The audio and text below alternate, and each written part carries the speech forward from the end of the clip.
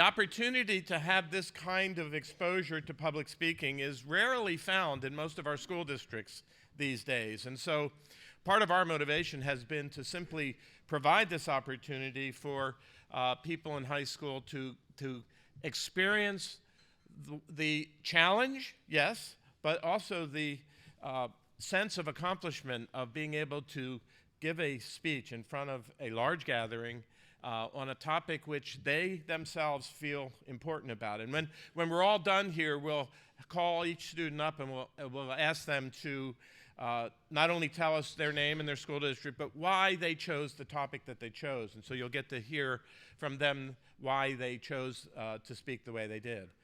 I'm looking in the back there to see our second speaker be ready. There you are. So I will let her come up and we'll continue. Okay, can everyone hear me okay? Yes. Okay. In my mind, there are two types of people when it comes to emotions: extreme people and indifferent people. First, there are the extreme people. These are the people that are either the happiest they can be or the saddest they can be, with rarely any in-between feelings. I am extremely emotional. When I'm mad, I'm furious, and one small thing is the end of the world. On the other hand, however, there's the second group. This is the group of people I call the indifferent people. They're the people that remain pretty calm and consistent with their moods, getting excited or bummed out as opportunities present themselves, as opposed to exuberated or severely depressed over certain outcomes. One thing that has really interested me recently is the act of crying. Whether you're extremely emotional or indifferent to most situations, you've cried before. But you might not have enjoyed it. What I've learned is people don't want to cry, especially around others. Our society has decided that crying is a sign of weakness, helplessness, and fragility. How many of you have ever comforted a child saying words, "It's okay, don't cry"? I know I have. Really, I'm sure you've all been told those same words, "It's okay, don't cry." Oh. At such a young age, we're being taught that crying is not an okay solution. Reassuring each other to cheer up and stop feeling the way that we're feeling. I listen to the side and I'm here to disagree. You've probably all heard the phrase, "having a good cry." It suggests that after you cry, you feel better. This is something that's actually been proven true, because when you cry, your brain releases different chemicals, causing you to feel physically and emotionally better. I now prompt you all with an important question. Why do we think it's bad to cry? After reading articles and articles and experiencing a good deal of crying throughout my life, I can only see positive reasons to cry. So what's the big deal? I'm going to use the Rotary 4-way test to examine how society views crying. This test starts with the question, is it the truth? Is it true that everyone cries? I might have to agree. I do, however, think there are different levels of criers. For example, the other day I cried for 15 minutes because I was cold. I cry when I'm happy, sad, confused, overwhelmed, underwhelmed, and hungry. I cried twice before I got here, and I'll probably cry before I leave. I'm the person in the back of the movie theater sobbing over the 5-minute animated short that comes before the actual kids' movie. I'm a big, passionate, sensitive, emotional mess, but I recognize that not everyone is this way. This is different from others, as some don't cry at all. I joke with my little sister as she has her big biannual cry, meaning she only cries twice a year. So yes, it's true that everyone cries. Whether it's twice a year or twice a day, you've cried before.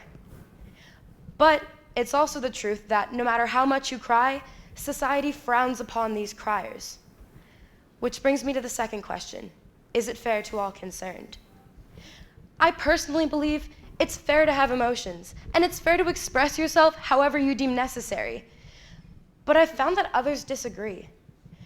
According to a recent survey, women have more permission to cry than men, as men are still seen as weak for crying, even in 2017. Similarly, in some cases, men don't allow themselves to cry in order to prove or maintain their masculinity. And the same goes for some women who don't want to appear weak or vulnerable for expressing themselves. This isn't fair, because not only are we preventing each other from expressing ourselves, but we're making people feel bad inside. We're making people feel that how they're feeling is unnecessary. The third question when going through this test asks, will crying build goodwill and better friendships? Yes. Opening up will bring people closer together for sure. Sharing these deeper feelings allow you to move from the acquaintance status up to the friendship status. Sometimes when I cry, I feel embarrassed. I feel that if people stopped viewing crying as a negative thing, that embarrassment would go away. I found that in Japan, they actually hold organized crying clubs. This is where they watch sad movies, TV shows, and even read tear-inducing books. And I can't think of a better way to build friendships with others. The fourth and final question when going through this test asks, will it be beneficial to all concerned? I think society allowing us to open up more freely will benefit everyone.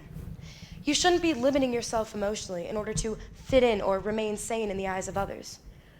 Crying doesn't make one emotionally unstable or weak. It makes one human. Sometimes, I just need to cry. Crying allows me to clear my head and rationally explain how I'm feeling and why. When I'm furious with someone, I can't see the severity of the situation until after I've processed all of my feelings. I was at lunch with my friend the other day, and she told me that when she's feeling any sort of intense emotion, she feels like she has to cry. She feels that if she doesn't cry, those intense emotions linger and build up over time. And I'm going to tell all of you what I told her. Cry. Cry when you're happy. Cry when you're sad. Cry when you see a beautiful sky or those college application deadlines. It doesn't make you weak. It shouldn't be frowned upon. It'll make you feel better, and don't we all want that? Thank you.